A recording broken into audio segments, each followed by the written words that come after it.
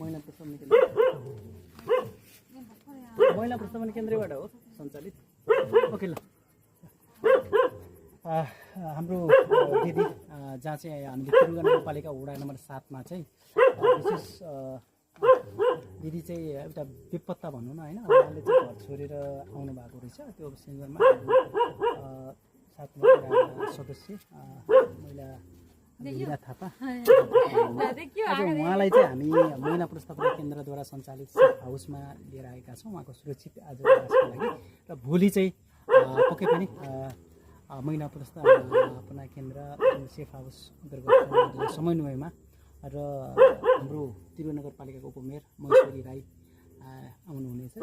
सुरक्षित उहाँको घरसम्मको यात्राको तय गर्ने भन्ने कुराकानी भएको छ।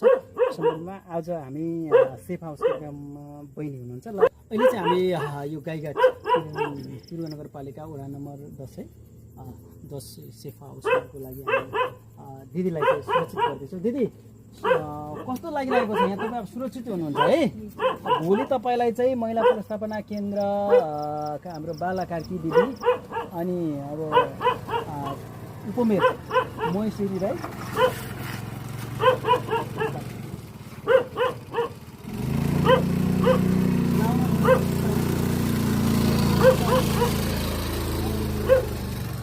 महेश्वरी दिदी आउनुहुन्छ। म अहिले बिदा भएँ हजुरसँग होइन।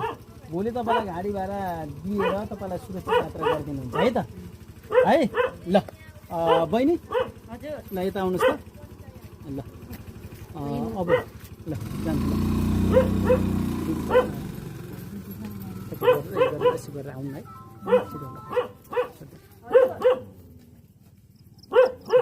भयो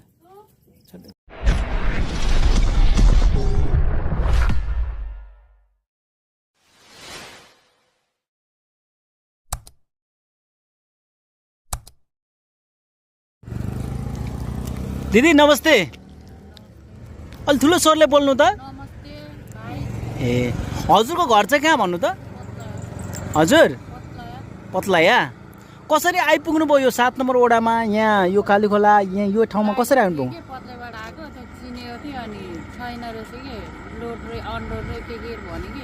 गाडीमा आउनु भएको?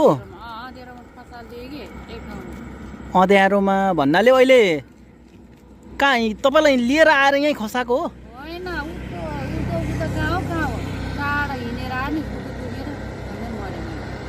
ए को हुनुहुन्छ घरमा तपाईँको? ए अहिले त